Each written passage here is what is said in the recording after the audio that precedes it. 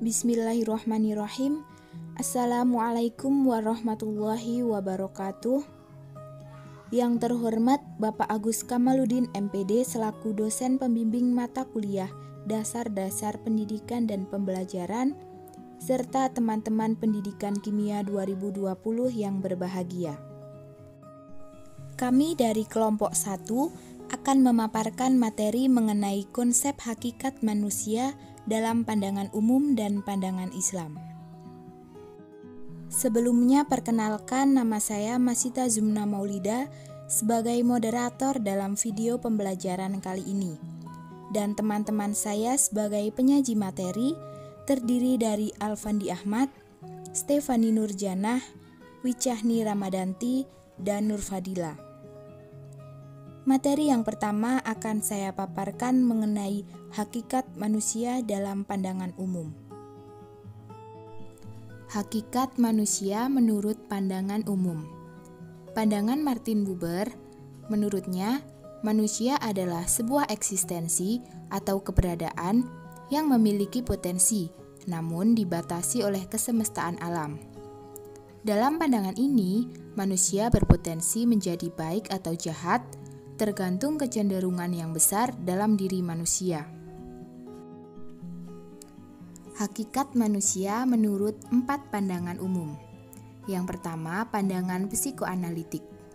Pada hakikatnya, manusia digerakkan oleh dorongan-dorongan dalam dirinya yang bersifat instinktif, yang menyebabkan tingkah laku manusia diatur dan dikontrol oleh kekuatan psikologis dalam diri manusia. Yang kedua, pandangan humanistik. Menyatakan bahwa manusia memiliki dorongan-dorongan dari dalam dirinya untuk mengarahkan dirinya mencapai tujuan positif. Mereka juga menganggap manusia itu rasional dan dapat menentukan nasibnya sendiri. Yang ketiga yaitu pandangan behavioristik. Kelompok behavioristik menganggap manusia sebagai makhluk yang reaktif dan tingkah lakunya dikendalikan oleh faktor-faktor dari luar dirinya, yaitu lingkungannya. Dan yang keempat adalah pandangan kontekstual. Dalam pandangan kontekstual, manusia hanya dapat dipahami dalam konteksnya. Manusia tidak independen, melainkan merupakan bagian dari lingkungannya. Materi yang kedua mengenai hakikat manusia dalam pandangan Islam akan disampaikan oleh Mas Alfandi Ahmad. Kepadanya dipersilahkan. Hakikat manusia menurut pandangan Islam. Yang pertama, manusia sebagai hamba Allah, yaitu sebagai hamba Allah, manusia wajib mengabdi dan taat kepada Allah selaku pencipta karena adalah hak Allah untuk disembah dan tidak disekutukan. Yang kedua, manusia sebagai anas.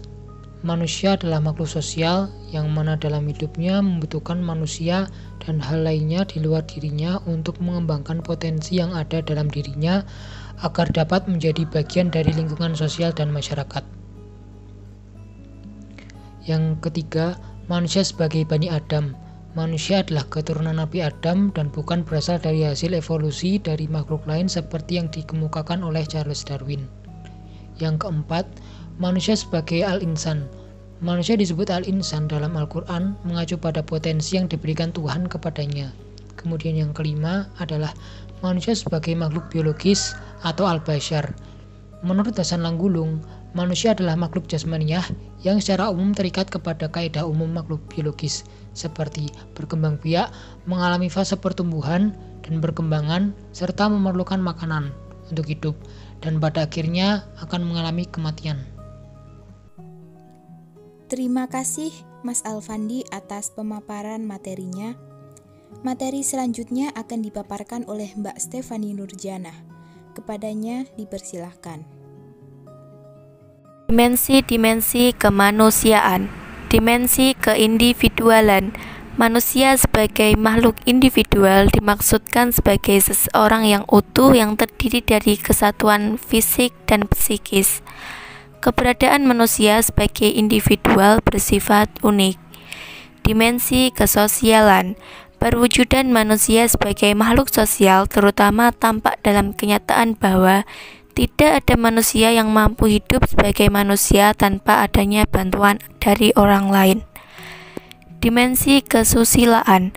Manusia susila adalah manusia yang memiliki nilai-nilai, menghayati dan melaksanakan nilai-nilai tersebut dalam pembuatannya. Dimensi keberagaman.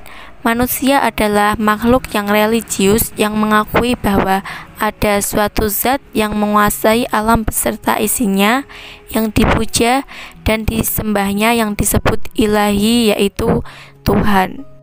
Pengembangan dimensi kemanusiaan. Potensi individual peserta didik dikembangkan dengan tidak mengabaikan dimensi kehidupan sebagai makhluk sosial. Setiap peserta didik dengan potensinya harus mampu hidup di tengah masyarakat dengan memperhatikan dan mengamalkan nilai-nilai susila dan ajaran agama yang dianutnya. Jika salah satu dari dimensi kehidupan manusia terabaikan dalam proses pengembangannya, maka diyakini bahwa hal tersebut akan menimbulkan masalah baik kehidupan manusia secara individual maupun sosial, baik dalam kehidupannya secara horizontal maupun vertikal. Manusia sebagai makhluk belajar dan mengajar. Manusia selain sebagai subjek atau pelaku, juga sebagai objek dari berbagai kegiatan seperti politik, ekonomi, sosial, budaya, pendidikan, agama, dan lain sebagainya. Sedangkan pendidikan Islam memiliki paradigma yang tidak hanya memandang manusia sebagai objek pendidikan, melainkan juga sebagai pelaku pendidikan. Potensi yang dimiliki setiap manusia untuk mencari dan menemukan kebenaran melalui pendidikan menunjukkan bahwa manusia merupakan makhluk pedagogik yang mengantarkannya menerima amanat sebagai khalifah atau pemimpin di bumi. Terima kasih Mbak Stefani atas pemaparan materinya. Materi selanjutnya akan dipaparkan oleh Mbak Wicahni Ramadanti. Kepadanya dipersilahkan.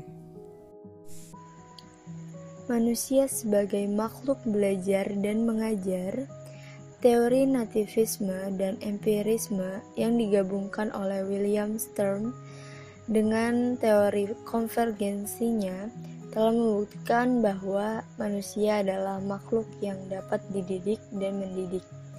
Manusia sebagai makhluk yang dapat dididik dan mendidik atau homo educandum diimplementasikan pada kegiatan pendidikan yang di dalamnya terdapat pendidik dan peserta didik sebagai objek utama pendidikan. Peserta didik dalam perspektif pendidikan sering disebut sebagai manusia yang belum dewasa, sehingga ia memerlukan pertolongan dari orang lain yang dianggap dewasa. Proses pertolongan inilah yang disebut dengan pendidikan. Pendidikan sendiri berfungsi untuk membantu perkembangan manusia menuju ke arah yang secara normatif lebih baik.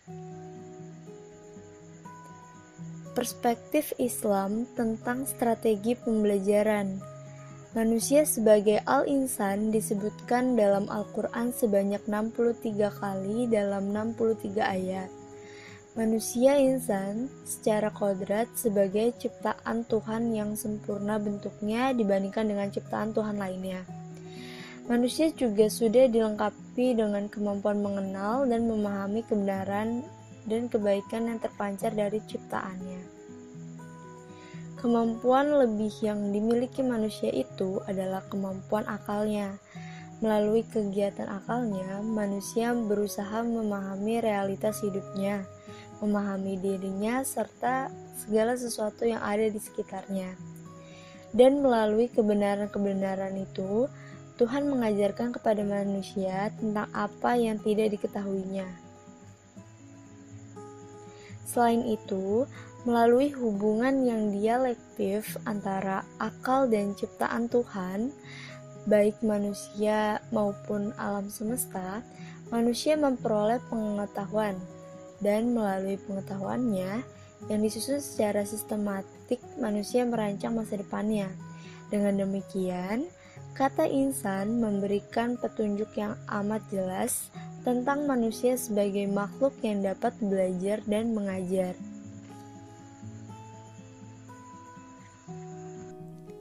Terima kasih Mbak Wijahni atas pemaparan materinya. Materi selanjutnya akan dipaparkan oleh Mbak Nur Fadilah. Kepadanya dipersilahkan. Kebutuhan manusia akan pendidikan. Setiap anak yang dilahirkan itu terlahir dalam keadaan fitrah atau suci. Sedangkan pendidikan lama berkeyakinan bahwa anak-anak merupakan lembaran putih yang akan diukir oleh seorang pendidik dengan apa saja yang ia kehendaki. Keluarga dan lingkungan anaklah yang nantinya akan mempengaruhi dan membentuk kepribadian serta perilaku anak, dan kecenderungannya sesuai dengan bakat yang ada dalam diri anak.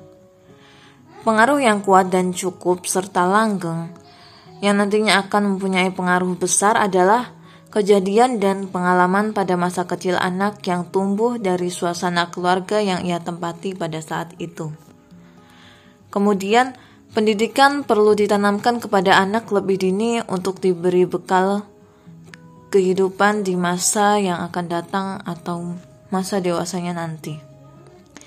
Karena pada masa inilah kepribadian anak dapat dibentuk sesuai dengan apa yang kita inginkan. Anak itu bagaikan sebuah pohon, di mana ketika ia masih kecil, tentunya akan mudah dibentuk karena dahan dan rantingnya yang masih lunak.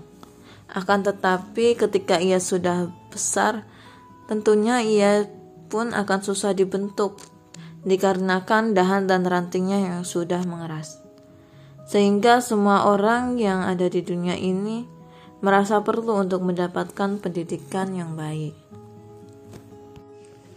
Kebutuhan manusia akan pendidikan. Kenapa manusia membutuhkan pengetahuan? Di sini ada beberapa alasan. Alasan yang pertama, manusia lahir dengan berbagai potensi. Jadi semua manusia yang lahir di muka bumi ini pastinya memiliki potensi yang berbeda-beda. Alasan yang kedua, agar potensi yang telah dimiliki oleh manusia berguna sebagai modal dasar dalam berkembang, maka manusia tersebut memerlukan bantuan, bimbingan, dan pengarahan dari orang-orang yang bertanggung jawab, misalnya melalui pendidikan, yang dimulai dari pendidikan dini. Mereka akan dibimbing dan diberi pengarahan atau diasuh oleh orang tua mereka sendiri. Kemudian melalui pendidikan formal dari tingkat SD sampai perguruan tinggi, mereka akan diberi bimbingan dan pengarahan oleh seorang guru atau dosen. Alasan yang ketiga, pendidikan bertujuan membantu mengembangkan potensi yang telah dimiliki manusia ke arah yang lebih baik, sehingga potensi tersebut tidak disalahgunakan dan mereka pun dapat merasakan manfaatnya dengan sebaik-baiknya. Alasan yang keempat, pendidikan tidak hanya berarti penyampaian pengetahuan, tetapi merekomendasikan nilai-nilai. Jadi pendidikan di sini tidak hanya berarti sebuah penyampaian pengetahuan saja, akan tetapi mengajarkan nilai-nilai dalam kehidupan, seperti nilai moral, nilai kebudayaan, nilai keagamaan, dan lain sebagainya. Alasan yang kelima, manusia tidak akan menjadi manusia kalau tidak dibesarkan dalam lingkungan manusia. Jadi manusia yang tidak dibesarkan di lingkungan manusia, seperti contoh dalam kisah Tarzan, di mana manusia yang dibesarkan di hutan yang dihuni oleh hewan-hewan buas, menyebabkan perilaku atau sikap Tarzan tersebut menyerupai binatang-binatang yang ada di hutan. Oleh karena itu, manusia memerlukan pengetahuan agar mereka tidak salah memilih lingkungan yang seharusnya, karena lingkungan di sini merupakan salah satu faktor terpenting yang dapat mempengaruhi kehidupan seorang manusia. Terima kasih Mbak Dila atas pemaparan materinya. Cukup sekian video pembelajaran dari kelompok 1. Apabila terdapat kesalahan, kami mohon maaf yang sebesar-besarnya. Terima kasih. Wassalamualaikum warahmatullahi wabarakatuh.